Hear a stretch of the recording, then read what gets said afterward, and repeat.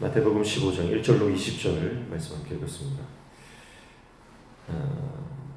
1절 보시니까 그때 바리새인과 서기관들이 예루살렘으로부터 예수께 나와 이르되 시작합니다.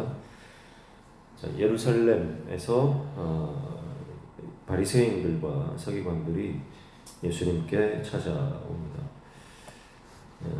중앙에서 파견한 사람들이죠.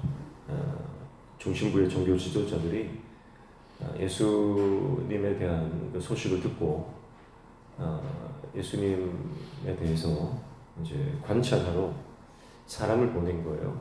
지금 이제 예수님에 대한 소문이 온 이스라엘 전역에 퍼졌고 이제 그 소문들 때문에 지금 가장 그 중심부죠. 예루살렘에 있는 그 종교 지도자들에게까지 예수님에 대한 소식이 전해졌음을 볼 수가 있습니다. 아무도 그들은 예수님 때문에 약간의 불편한 그런 상태에 있었을 것이고요. 그리고 어떤 긴장 상태에 있었음을 알 수가 있습니다.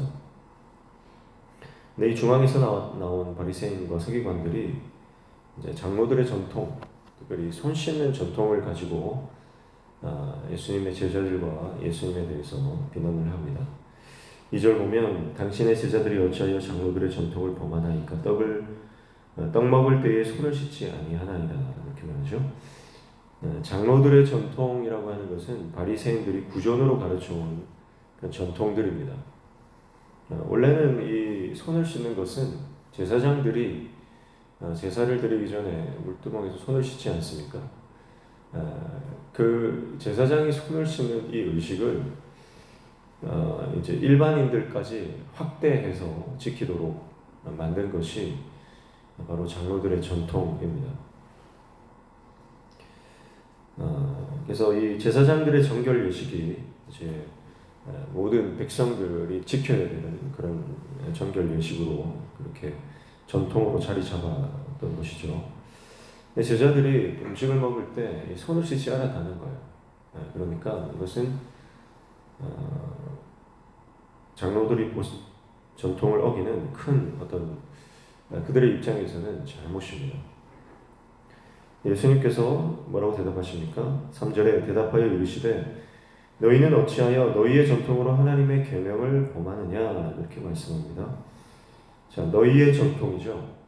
이 전통은요 하나님의 법이 아니고요 하나님의 전통이 아닙니다.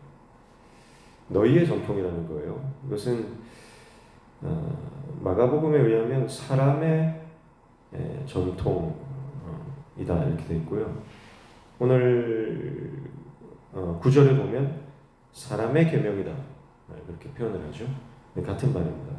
너희의 전통입니다. 너희의 전통. 그러니까 너희들 것이 이거 하나님께 속한 거 아니다. 예수님께서 그렇게 말씀합니다. 그러면서 예를 드시는데요. 고르반에 대한 예를 드세요. 4절 보시면 하나님이 이르시되 내 부모를 공경하라 하시고 또 아버지나 어머니를 비방하는 자는 반드시 죽임을 당하리라 하셨거늘 5절 너희는 이르되 누구든지 아버지에게나 어머니에게 말하기를 내가 드려 유익하게 할 것이 하나님께 드림이 되었다고 하기만 하면 6절 그 부모를 공경할 것이 없다 하여 너희의 전통으로 하나님의 말씀을 폐하는도다 이렇게 말씀합니다. 하나님께 드림이 되었다 이게 고르반이거든요. 하나님께 드림이 되었다.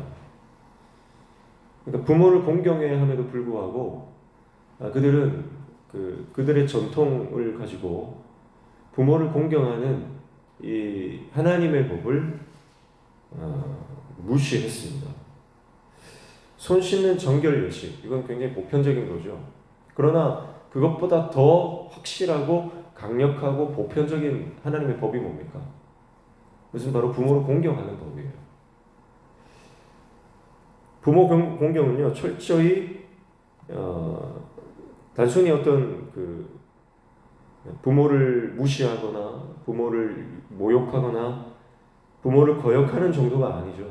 이것은 철저히 부모를 봉양하고 부모의 생계를 전적으로 책임지는 그런 법입니다. 부모를 공경한다라고 하는 것은 나를 낳아주고 키워주신 그 부모님을 내가 끝까지 책임지는 그런 법이에요. 그러니까 마음에서 우러나오는 공경으로 볼 수 있습니다. 그러나 그들은 고르반이라는 전통으로 부모 공경의 이 법을 빠져나갑니다.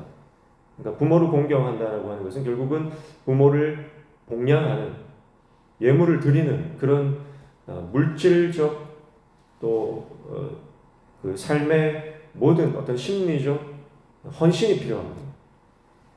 부모를 공경하는 것은 부모를 향한 자녀들의 헌신을 요구하는 것입니다. 그런데 이 장로의 전통은 성전에 제물 바치는 것으로 부모의 부양하는 책임을 면할 수 있다고 보는 거예요. 그러니까 이득을 누가 취하는 거죠? 종교 지도자들이 취하는 겁니다. 마땅히 부모를 섬겨야 될 제물을요, 부모님께 드리지 않습니다. 그리고 그 중에 일부를 그러니까 성전에 이렇게 드리면 부모 봉양의 책임이 면책되는 것처럼 그렇게 여겨졌다는 거예요. 그러니까 부모를 전적으로 책임지는 그 부담에서 벗어날 수 있고요. 그리고 그래도 내가 성전에 뭔가 예물을 드렸으니까 죄책감도 없는 거예요. 그리고 그 이득을 종교 지도자들, 제사장들이 챙기는 거죠. 그러니까 이 고르반이라고 하는 것은 원래는 좋은 거예요. 원래는 좋은 것이지만 이것이 그들의 어떤 그 이익을 위해서 편법적으로 사용되어 왔다는 것입니다. 그래서 당시에 이 고르반이 자식에게서 공경받을 부모의 권리를 빼앗았고요. 또 자식들에게는 그럴듯한 명분을 주면서 하나님의 법을 빠져나가도록 하는 것이었습니다. 그리고 결국 그 모든 이득은 종교 지도자들이 취하고 있었던 것이죠. 그러니까 결국 그들이 말하는 장로의 전통, 장로들의 전통이라고 하는 것은 타락한 것이고 세속화된 것이고 결국은 금전적 이득을 추구하는 것일 뿐이다라고 하는 세속화되고 물질화된 잘못된 전통이다라고 하는 것을 예수님께서 지금 지적하고 계시는 것입니다. 그래서 예수님께서 그들에 대해서 한마디로 뭐라고 표현하십니까? 7절이죠. 외식하는 자들아 이렇게 말씀합니다. 외식하는 자들아. 겉과 속이 다르죠. 예. 겉은 멀쩡하고 거룩해 보이고 손은 씻어서 정결하게 여겨지지만 그 속은 완전히 더럽습니다. 완전히 그 안에 능구렁이가 들어앉아 있어요. 예수님 보실 때는 겉과 속이 완전히 다른 외식하는 자들이다. 그렇게 선언하시는 것입니다. 그리고 이사야의 말씀이 인용되고 있습니다. 8절 9절 보시면 이 백성이 입술로는 나를 공경하되 마음은 내게서 멀도다. 사람의 계명으로 교훈을 삼아 가르치니 나를 헛되이 경배하는도다 하였느니라. 이렇게 말씀하고 있습니다. 결국 그들은 하나님의 계명이 아닌 사람의 계명을 가르치는 자고 그들은 하나님 앞에서 예배하는 자처럼 보였지만 그들은 예배자가 아니다. 그렇게 말씀하고 있는 것이죠. 그래서 10절 11절 예수님께서 무리를 향해서 이렇게 말씀합니다. 듣고 깨달으라. 입으로 드러나는 것이 사람을 더럽게 하는 것이 아니라 입에서 나오는 그것이 사람을 더럽게 하는 것이니라. 그렇게 말씀하죠. 진정한 정결이라고 하는 것은 먹는 것, 손 씻는 것, 그런 외적인 것으로 결정되는 것이 아니라 내 마음의 상태, 내 내면의 상태에 의해서 결정되는 것이다. 그래서 결국 내 안에서 뭐가 나오느냐, 내 안에서 나오는 것이 나를 더럽게 한다라고 하는 것입니다. 앞서도 말씀했지만 마음에 가득한 것을 입 밖으로 낸다 그랬죠. 그러니까 내가 뭘 먹고 내가 뭘 마시고 내가 뭘 손대고 해서 사실은 더러워지는 게 아니고 내 안에 악한 것들이 들어차 있으면 결국은 그것이 밖으로 나와서 내가 더러운지 내가 깨끗한지 그것이 증명한다. 내면적 문제가 더 중요하다. 이렇게 말씀을 하시는 거예요. 그리고 12절부터 20절까지는 이 말씀에 대한 이제 설명을 또 해주시고 있어요. 먼저 12절 보시면 제자들이 바리새인들이 이 말씀 듣고 걸림이 된 줄 아시나이까 이렇게 말해요. 지금 걱정을 하고 있습니다. 제자들은 예수님이 너무 이제 지금 중앙에서 사람들이 나와가지고 딴지를 거는데 거기에 대고 외식하는 자들이라 그러고 너희들은 뭐 사람의 전통으로 하나님의 법을 뭐 이렇게 범하고 있다 이렇게 말을 강하게 해버리시니까요. 제자들이 좀 당혹스러운 거예요. 그래서 지금 제자들이 예수님을 향해서 지금 좀 걱정을 좀 하고 있습니다. 그런데요, 예수님은 오히려 제자들 때문에 당혹스러운 거예요. 16절에 보면 예수께서 이르시되 너희도 아직까지 깨달음이 없느냐 이렇게 말해요. 제자들의 걱정과 예수님의 걱정은 완전히 다르죠. 그런 이제 상황에서 제자들이 아직도 예수님의 말씀을 듣고 이제는 깨달을 법도 한데요, 깨닫지를 못합니다. 그래서 15절에 보면 베드로가 대답하여 이르되 이 비유를 우리에게 설명하여 주옵소서 그럽니다. 무슨 비유입니까? 앞에 13절 14절 보시면 예수께서 대답하여 이르시되 심은 것마다 내 하늘 아버지께서 심으시지 않은 것은 뽑힐 것이니 그냥 두라. 그들은 맹인이 되어 맹인을 인도하는 자보다 만일 맹인이 맹인을 인도하면 둘 다 구덩이에 빠지리라 하시니, 정황상 이 말씀을 들으면 이것이 무슨 말씀인지 분명히 이제 알 수 있는 부분이에요. 그런데 제자들은 이 말씀을 듣고도 무슨 설명이지 무슨 비유지 하고 모르는 겁니다. 그러니까 예수님께서 너희도 아직까지 깨달음이 없느냐 하면서 조금 당혹스러워 하십니다. 제자들이 걱정하는 것과 예수님의 걱정은 완전히 다르죠. 제자들은 이 높은 사람들이 와가지고 그 사람들의 심기를 건드린 것, 그들의 심기를 불편하게 한 것에 대해서 걱정하지만 예수님은 말씀을 듣고도 깨닫지 못하는 것에 대해서 걱정하시는 거예요.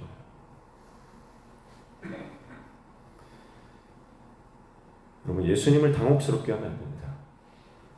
우리 주님을 당혹스럽게 하는 것이 아니라 주님의 마음을 시원케 하는 주님의 제자가 되시길 축복합니다. 그래서 그렇지만 예수님은 다시 설명을 해주세요. 16절 보면 예수께서 17절 입으로 들어가는 모든 것은 배로 들어가서 뒤로 내버려놓은 줄 알지 못하느냐? 입에서 나오는 것들은 마음에서 나오나니 이것이야말로 사람을 더럽게 하느니라. 19절 마음에서 나오는 것은 악한 생각과 살인과 간음과 음란과 도둑질과 거짓 증언과 비방이니 이런 것들이 사람을 더럽게 하는 것이요 씻지 않은 손으로 먹는 것은 사람을 더럽게 하지 못하느니라. 이렇게 말씀합니다. 그래서 예수님께서 앞서서 이야기했던 그 서기관과 바리새인들을 향해서 얘기했던 그 모든 것들에 대해서 이제 정확하게 풀어주십니다. 결국 마음의 상태가 중요한 것이고 삶의 태도와 자세, 목적과 동기가 중요하다라고 하는 것을 말씀하고 있습니다. 그러나 종교자들, 지도자들의 마음에는 온갖 악한 것들이 들어차 있다. 예수님께서 분명하게 지적해 주시죠. 그들 속에 들어있는 것은 악한 생각과 살인과 간음과 음란과 도둑질과 거짓 증언과 비방이다. 하나님께서 기뻐하지 않는 수많은 더러운 생각들이 그 안에 들어있고 그들은 겉은 깨끗하고 거룩해 보일지 모르지만 그 안에는 더러운 것들이 가득 차 있다. 그것이 사람을 더럽게 하는 것이지 손 안 씻고 먹는다고 해서 사람이 더러워지는 건 아니다. 앞서 사건에 대해서 예수님께서 정확하게 설명을 해주고 있습니다. 예수님의 이 가르침을 그 제자들은 끝까지 기억하고 또 지키며 그들의 사역을 수행해 나가는 것을 사도행전과 여러 서신서들을 통해서 볼 수가 있습니다. 초대교회 특별히 그들은 사도직을 수행하면서 많은 사람들의 관심을 받고 또 존경을 받고 많은 사람들이 주목하는 그런 입장에 있었습니다. 그러나 그들은 끝까지 겸손하게 주님의 사명을 감당했고 그리고 순교의 자리까지 나아갈 수 있었습니다. 왜냐하면 예수님의 그 가르침이 그들 안에서 살아있었기 때문입니다. 말씀이 살아있었기 때문이에요. 예수님의 말씀이 그들 안에서 살아서 역사하고 있었기 때문입니다.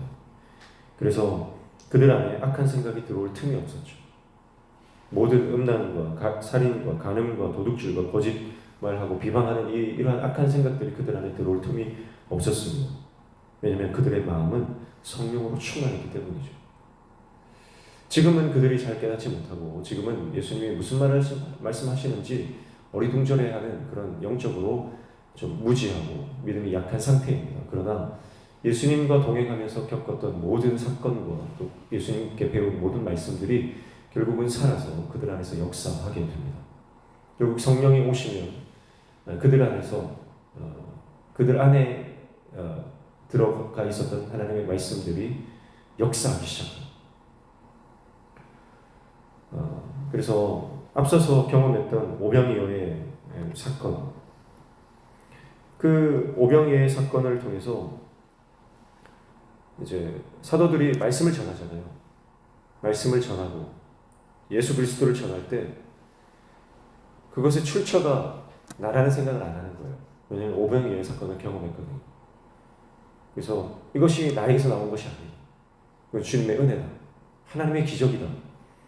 떡을 떼어 나눠주던 우리는 아무것도 나눠줄 것이 없습니다. 물고기 2마리밖에 없습니다. 떡 5개밖에 없습니다라고 불신앙으로 표현했던 그 조그만 것. 그러나 그것을 떼어 나눠줄 때 수많은 사람들이 풍성히 먹었던 그 경험들이 결국은 그들이 아무리 능력의 말씀을 전하고 그들이 말씀을 전할 때 사람들이 막 살아나고 회복되고 병 고침 받는 역사가 일어나도 이거 내 거 아니다. 확실히 아는 거예요. 경험적으로 아는 거예요. 수많은 죽어가는 영혼들 그들을 건져내죠. 죽음의 자리에서 건져내고 병든 그 병의 자리에서 고쳐내고 수많은 고통과 수많은 그 눈물의 자리에서 그들을 위로를 주고 소망을 주고 그들을 건져내죠.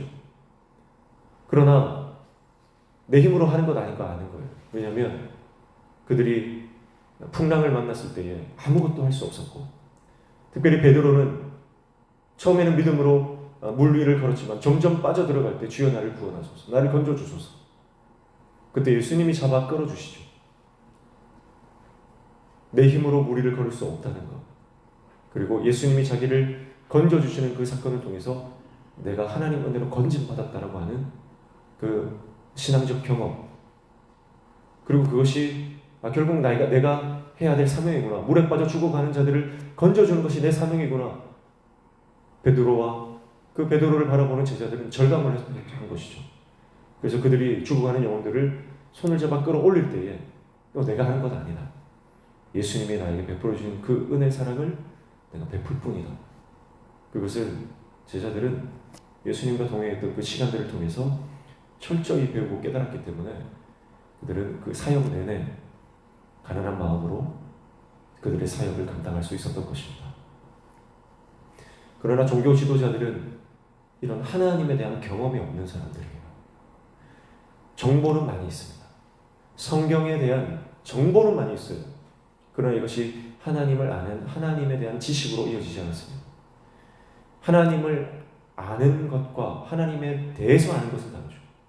하나님을 아는 것과 하나님에 대해서 아는 것은 완전히 천지 차이입니다. 그들은 하나님에 대해서만 알았습니다. 그러나 하나님을 알지 못했습니다. 하나님을 안다는 것은 경험적으로 아는 것이죠. 체험적으로 아는 것이죠. 제자들과 무리의 차이, 제자들과 예수님을 거절하는 이 종교 지도자들의 가장 큰 차이점이 그거예요. 제자들은 예수님을 경험했어요. 예수님의 말씀을 경험적으로 아는 겁니다. 그래서 말씀의 원리와 그 뜻과 그 목적과 의도를 정확하게 아는 거예요. 그러나 바리새인 서기관들, 종교 지도자들과 그리고 모든 무리들은요, 예수님을 경험적으로 알지 못하는 거예요. 정보만 있습니다. 그러니까 말씀의 뜻과 의도와 자신의 살아가는 목적과 소명도 발견하지 못하는 것이죠. 사랑하는 성도 여러분, 겉에만 집중하는 사람들이 있습니다. 그러나 내면을 말씀으로 자기 내면화시키고 체득화시키고 말씀으로 내 인격을 다루는 사람이 있습니다. 그들이 바로 제자입니다.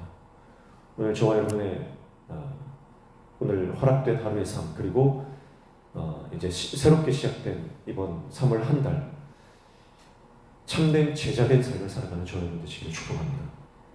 말씀이 우리 안에 내면화되고 말씀이 우리 안에 살아서 역사하시는 그런 삶을 살아가기를 축복합니다. 그래서 성경에 대한 지식만, 정보만 아는 것이 아니라 이 말씀과 동행하여 역사하시는 이 하나님의 말씀을 날마다 체험하고 날마다 우리 피부로 느끼는 그런 삶이 되어서 내가 살아가는 목적과 내 삶의 사명까지, 소명까지 발견해서 주님의 제자답게 생명을 살리고 영혼을 구원하고 생명을 나눠주는 그런 삶이 되시기를 주님의 이름으로 축복합니다. 기도하겠습니다. 하나님 아버지, 우리 안에 있는 모든 더러운 것들, 악한 생각과 살인과 간음과 음란과 도둑질, 거짓 증언, 비방하는 이 모든 악한 것들이 십자가 앞에서 완전히 철저히 다 내려놓고 성령으로 우리의 심령이 채워지는 은혜를 허락하여 주시옵소서. 그래서 날마다 말씀을 체험하고 말씀을 경험하며 하나님과 동행하며 살아가는 참된 주의 제자들 다 될 수 있도록 우리를 붙들어 주셔서 겉과 속이 다른 외식하는 종교인이 아니라 참된 신앙이 있는 하나님의 영광을 드러내며 살아가는 하나님의 종들에게 도와 주시옵소서. 오늘도 이 아침에 간구하며 기도하는 모든 기도의 제목들 들어 응답하여 주시며 우리 삶에 막혀진 문제들이 열려지는 형통의 은혜를 허락하여 주시옵소서. 예수님의 이름으로 기도합니다.